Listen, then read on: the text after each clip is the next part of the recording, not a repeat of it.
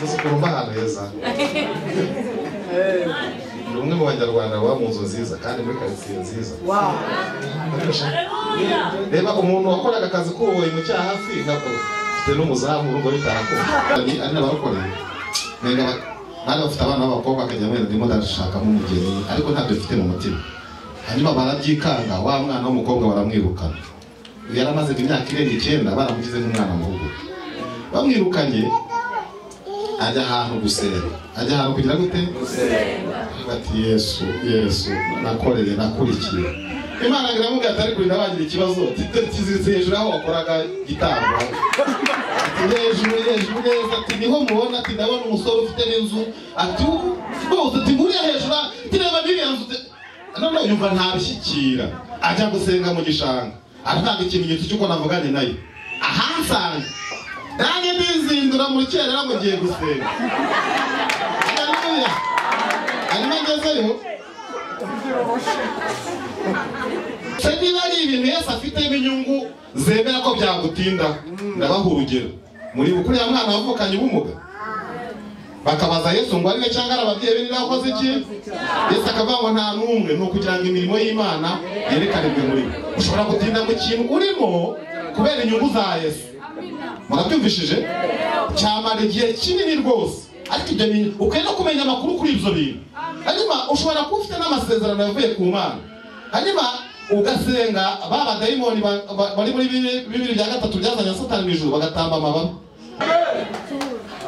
Muri za 1994 niyo ntibeshye niyo myaka hafi gutyo nakoraga hano haruguru gatoya. Haleluya. Amen. Imana iratabara. Acururizaga umuntu amagi hano haruguru arahomba agira gute arangije aranterura ageza nk'aha ngaha arabikora umugongo umutwe ikibuno byiturasi incuro ebyiri ntakaza ubwenge ariko ntibikore icyo Yesu yavuze. Haleluya. Amen. Murabona gicuruza amagi? Oya.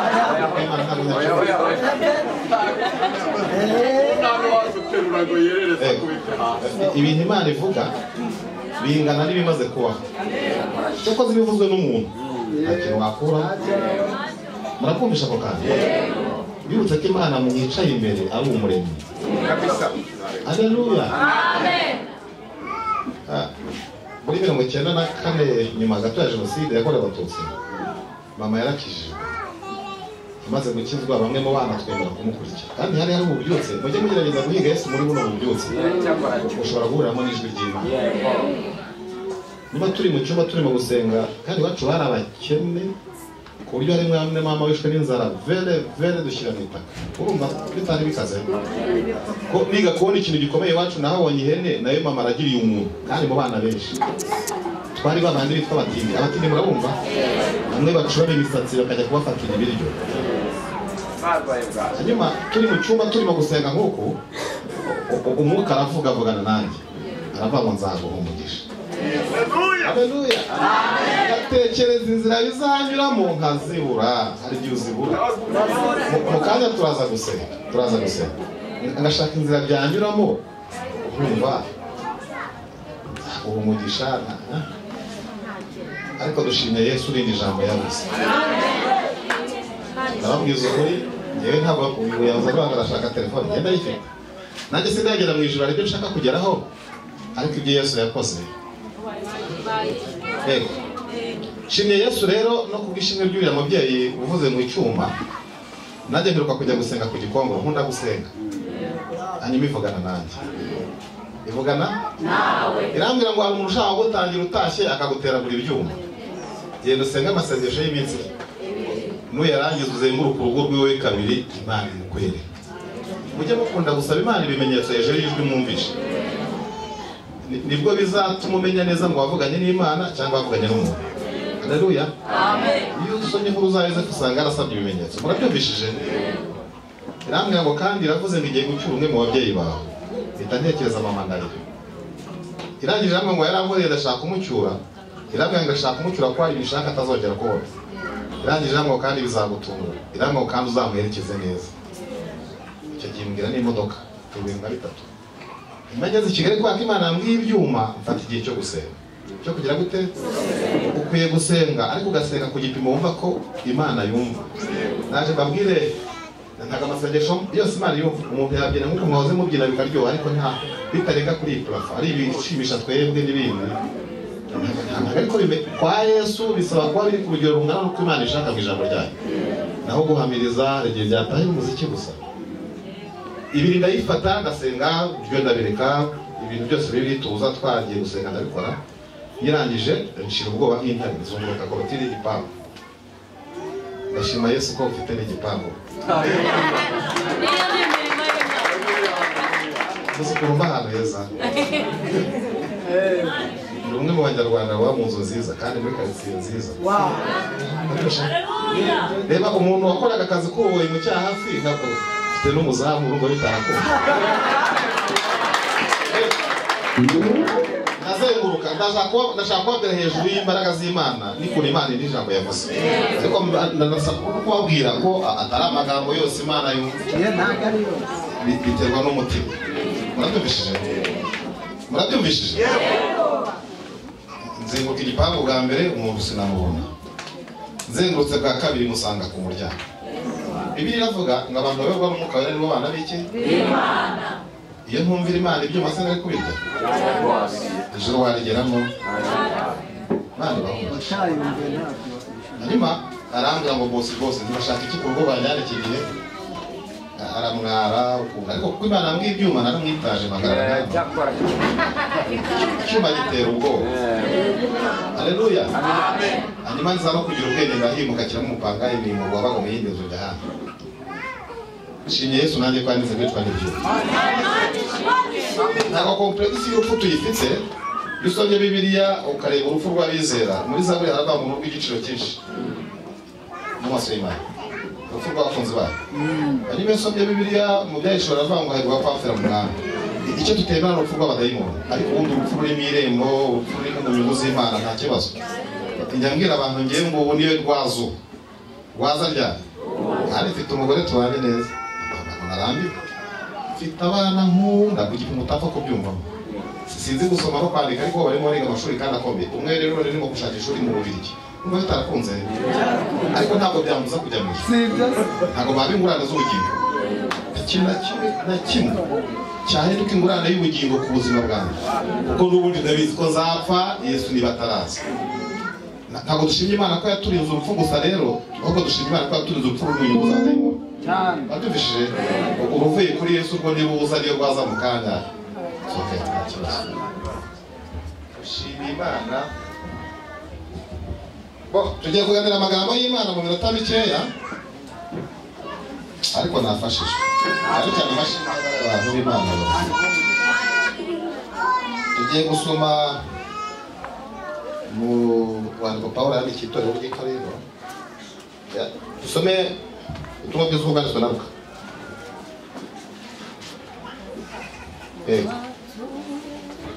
Ubutumwa bwiza uko bwanditswe nande?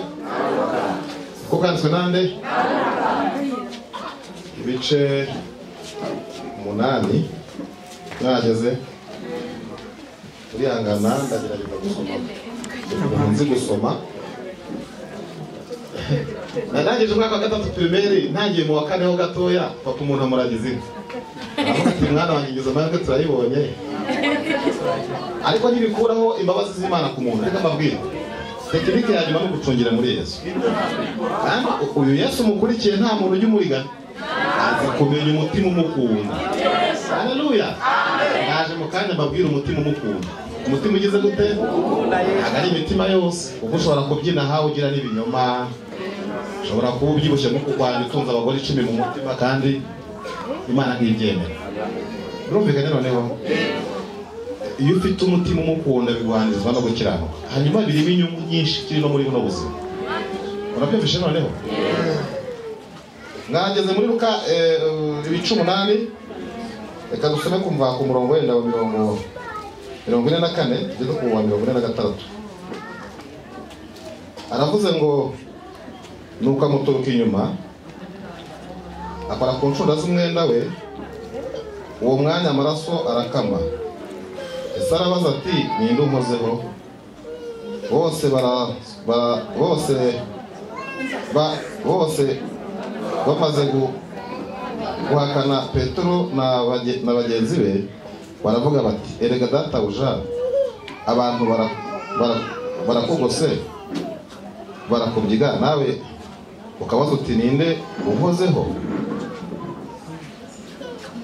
Yesu aramubwira ati hariho unkozeho, kuko menye ko imbaraga igize gute. Aya tugiye kuganira, tuvanemo icyifuzo cyiza, hanyuma dusenge. Tugere gute? Uyu mugore iyo ukomeje gusoma ruguru usanga iyi ndwara yimaranye imyaka myinshi. Imyaka igize gute? Hanyuma yizeye Yesu bimuhanizwa no gukiranuka. Mutega amatwi ijambo ry'Imana, niryo ryonyine ryatuma ugera ku mugambi ibyo ushaka kugeraho. Iri Imana yandikishije, iyo urihagazemo, iyo ugize gute?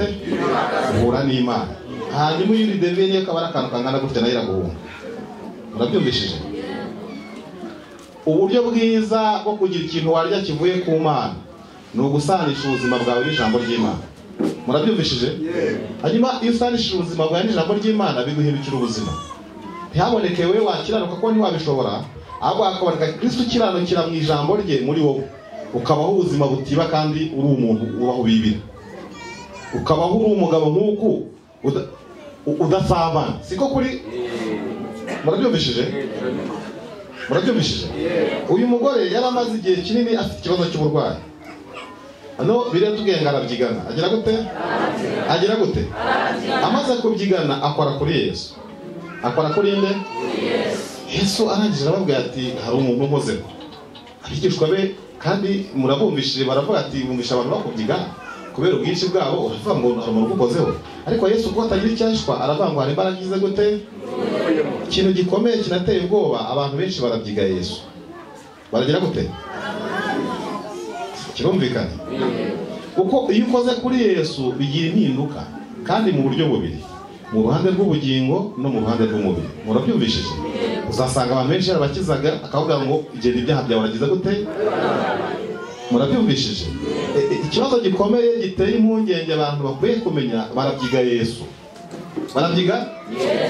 Kandi igikenewe ni ukumukoraho, nibwo harimo igisubizo cy'ibibazo byawe.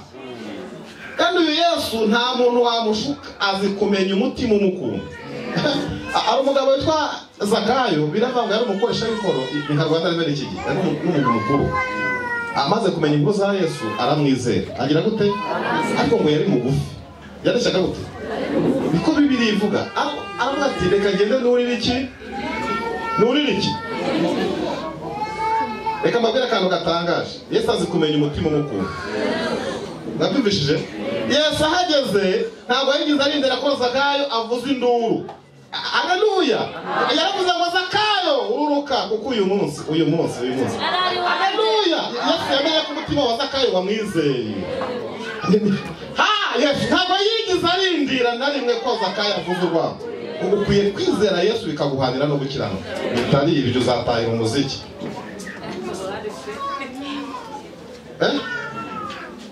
Abantu benshi barabyiga Yesu, bafite kudakora kuri Yesu, bamubyize cyane. Bagize gute? Nta kintu byakumarira kumubyiga. Tekinike ya nyuma ni ukumukoraho, kandi iyo ukumukoraho ni ukumwizera. Nyuma yo kumwizera ukarwana intambara yo gukiranuka. Kirumvikanye? Nibwo buryo bwo gukora kuri Yesu. Kuko hari umuntu urwana intambara yo gukiranuka, wajya kumukumvira avuze ngo mwana wanjye ngo nacyagiye. Haleluya! Buryo wamukozeho. Akabakagiro gatoya umuntu umuntu amukoraho. Muri yigeze kuza ahantu nakoreraga w'umunyamahanga. Yesu gato maza kwica gahunda nanjye nkabanya mukiza. Yigeze kuza ahantu nakoreraga w'umunyamahanga. Agura akantu k'igihumbi. Arangije asiga igikapu pana marete, igikapu kinini cyane. Nze gutanga urugero ko simbeshye. Runini ukuntu here numva ruraremereye kandi yigendeye oretse. Funguye insanganya ifaranga bigiye bifunze no hejuru. Cyuzuye. No gitereka ku ruhande ariko nkomeza akazi. Hanyuma ayoberwa niyo yari umunyamahanga. ayoba urumva n'imiryango ni myinshi, aza gutambuka hafi aho nakoreraga ariko asa n'uwataye ubwenge, ariko kubera ko umutwe w'ubuntu buriya ni mashini ikomeye cyane, njyewe rero namaze kumushyira mu mutwe nendaga no gukinga ku iduka ndamuremuza, sinzi icyongereza ariko nari namubonye ko ari we wagize gute wacyasize, hanyuma ndagiterura cya gikapu ivanaho ndagishyize ndakimusubiza. Abantu barambwira bati uri ikicucu uriya twarakayaguramo inzu, uko niko gukora kuri Yesu. Murabyumvishije buriya nkora gutya nkavuga niba ahantu harimo nka miliyoni 30 reka zitware nari kuba mubyizi kandi mushumba arabibabwiye, ikintu cyawe n'icyo wariye uyu munsi icyo utararya hari igihe cyaba ari icy'abandi. Mbibutse ko ibintu dutunze n'ibyo muzatunga niba mukituye inaha ni inyungu z'abandi bantu. Ni inyungu z'iki? Ni abantu Imana ibyambura ihageze ikabigura, ni ko byubatse. Haleluya. Ndabaha urugero, baretse kujya ahantu mu cyamunara kanavuga kugira ngo mukumve n'iyigisho yanjye, hanyuma ndapiganwa nk'uko n'abandi bapiga. Ngura ahantu magura muri nyuma yanjye atanze miliyoni 23, ngiye nsanga natanze miliyoni 23,100 abarije bendeza ko nsinzi. Babyumvishije? Noneho mu mpapuro najyanye muri imitation umunyamategeko yampaye kuko nibo babikurikirana bakaguzana ibyangombwa, nasanze uriya muntu asigayemo umwenda wa miliyoni 160 na urumva Imana idashaka kwamura ibintu umuntu ikabiha undi. Murakumvishije?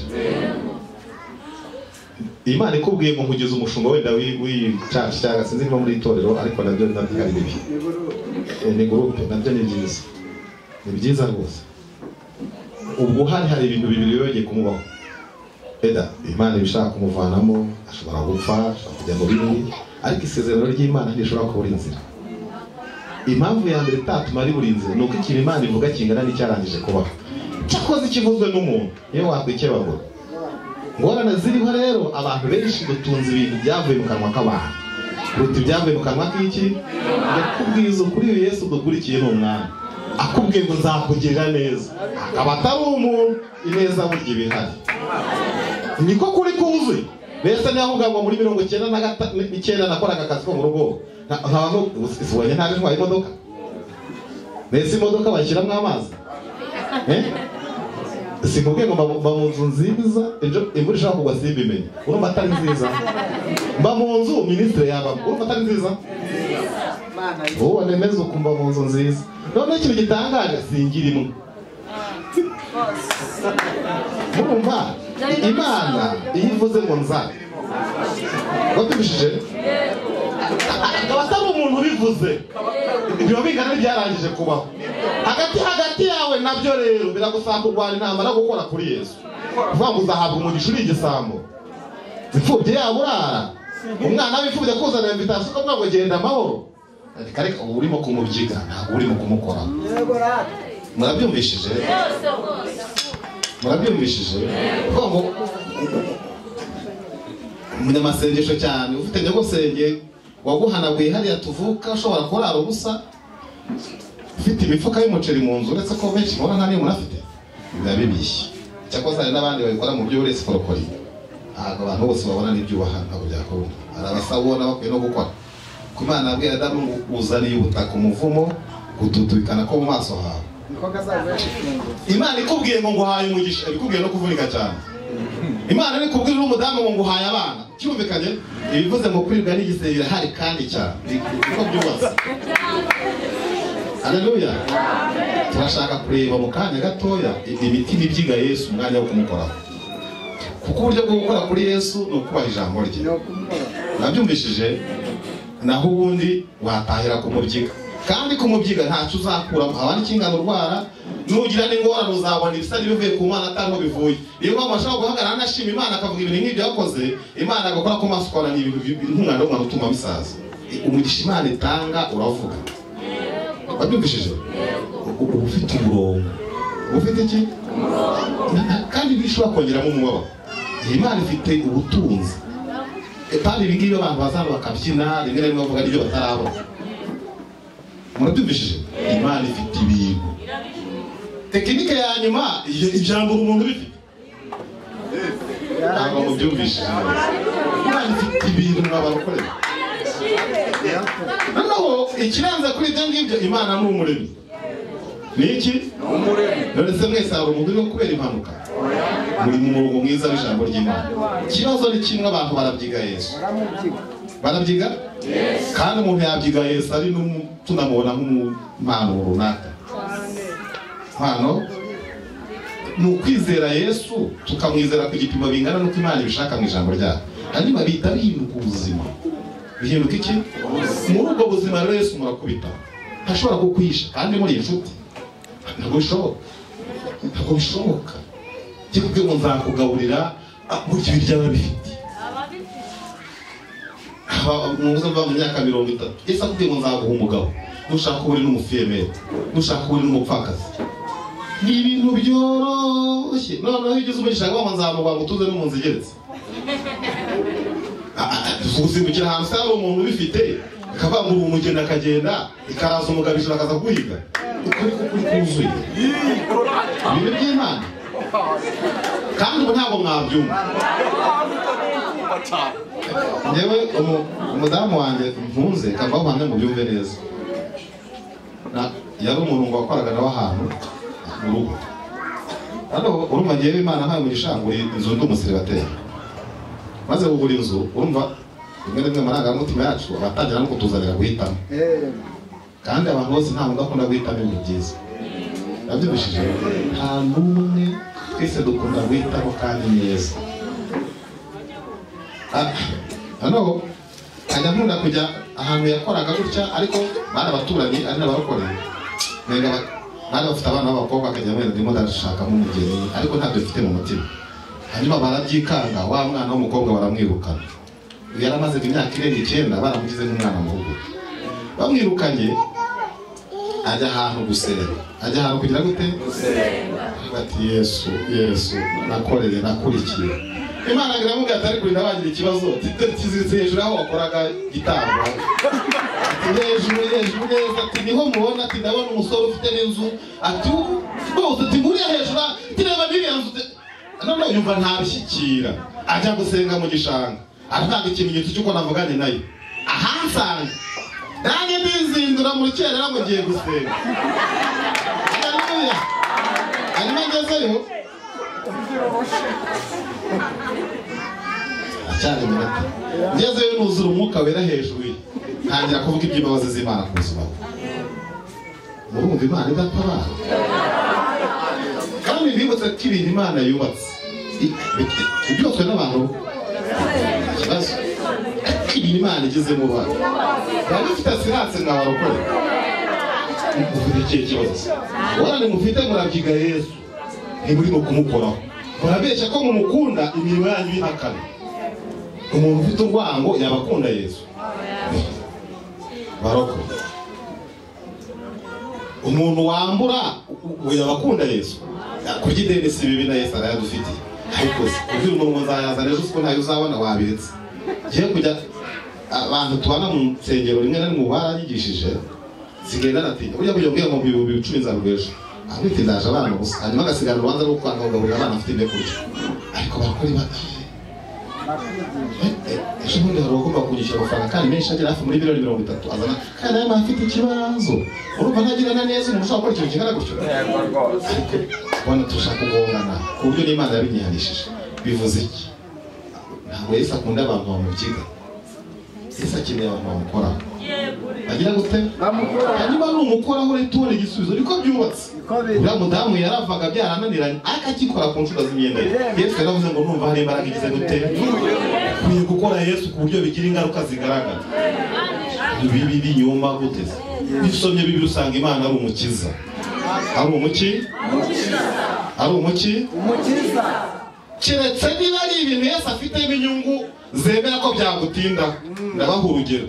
Muri bukuri ya mwana wavukanye ubumuga. Bakabaza Yesu ngo ariwe cyangwa ababyeyi be nirakoze iki?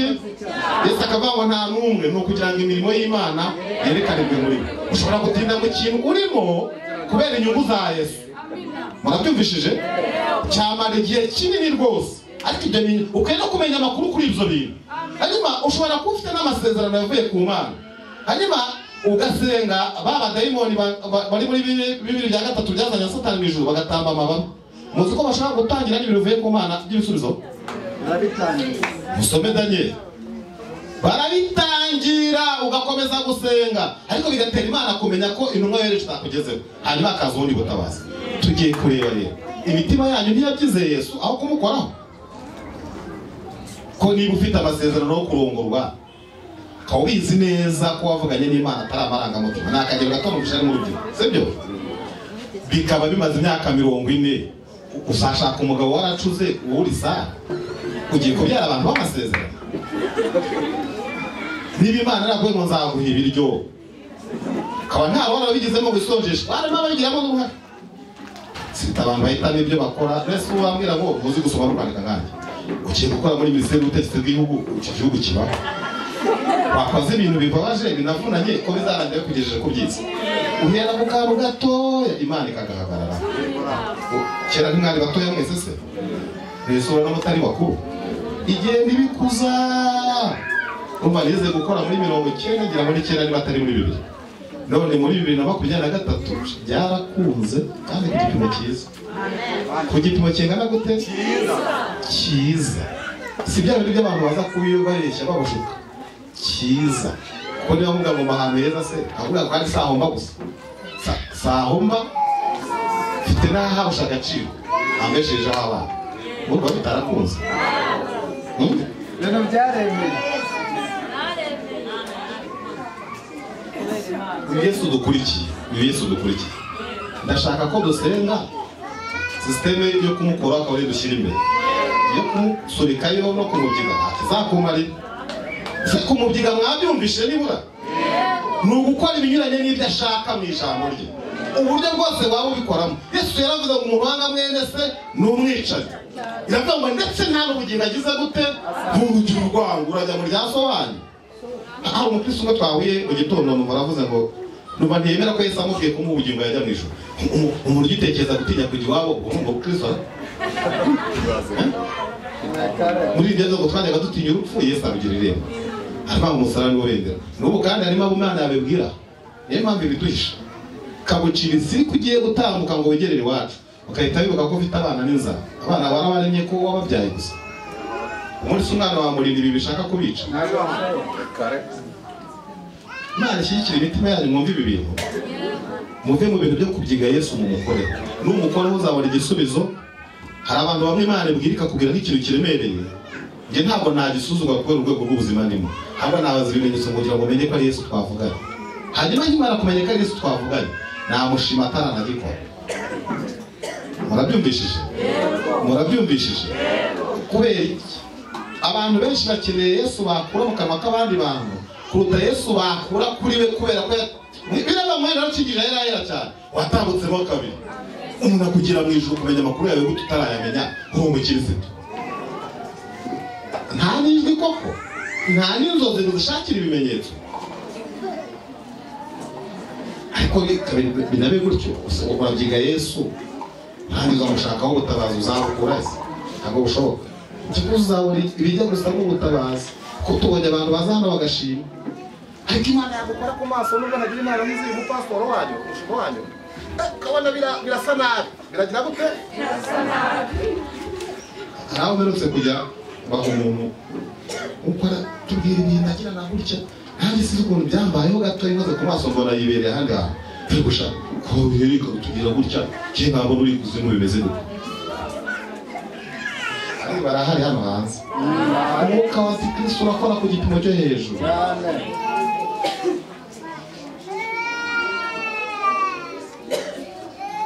tugiye gusenga twinginga Imana kugira ngo imitima yose yabyize Yesu ihindurize aho ifata icyemezo cyo kumukoraho nukora kuri Yesu bizagira impinduka zifatika rwose mu ruhande rw'ubugingo no mu ruhande rw'umubiri kuko Imana ibe ko mufite ibifu bishaka kurya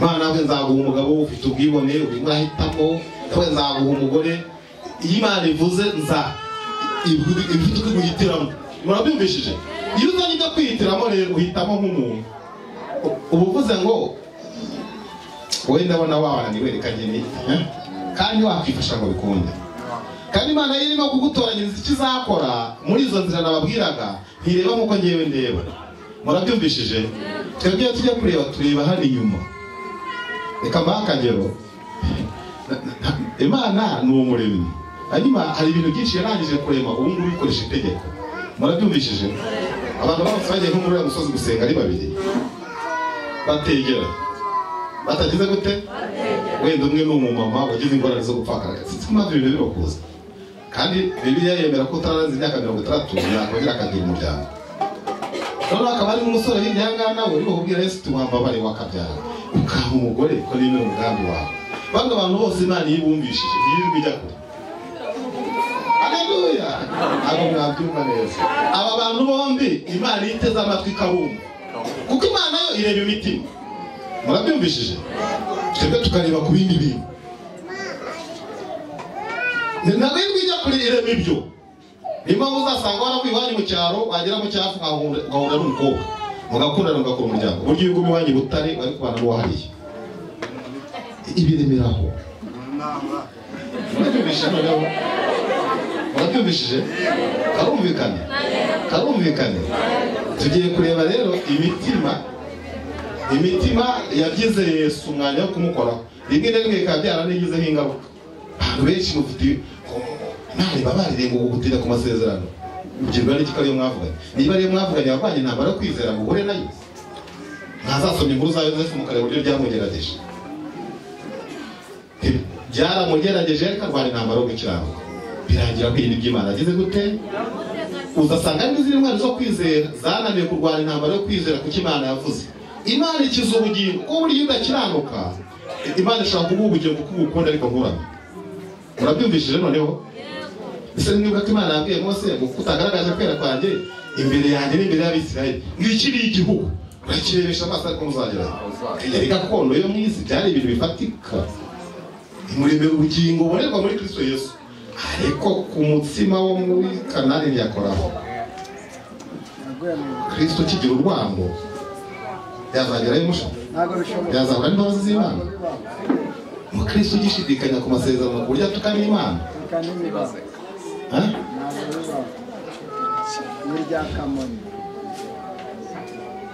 ikintu gitangaje mukwiye kumenya rero nuko Yesu niba atize no kuza amagare yarahari si ibintu bigiye kuzana ibikijya reka dusengere ibi ngibi reka tubwire Yesu ko imitima yacu yamugize umwanya wo kumukoraho abantu bumva barabyize Yesu ntibamukoreho mugire gutya turebe Mwana bamugisha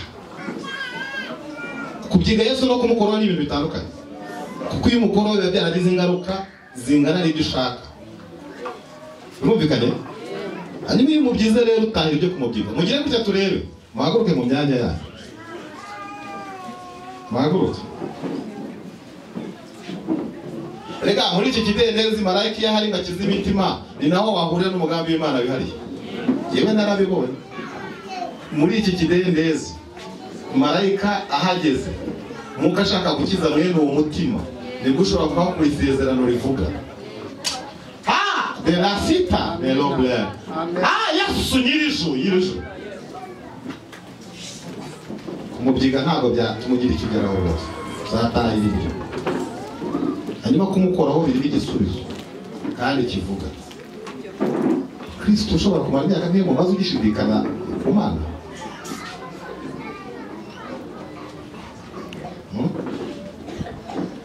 ushobora kugira hino abantu b'Imana wahuze n'inzira z'Imana mu buryo bwose hanyuma uhereye none mugende mwige gukora kuri Yesu pana kumubyiga inyungu zizavamo muzazifatisha Imana bamushaka izina rya Yesu Atunze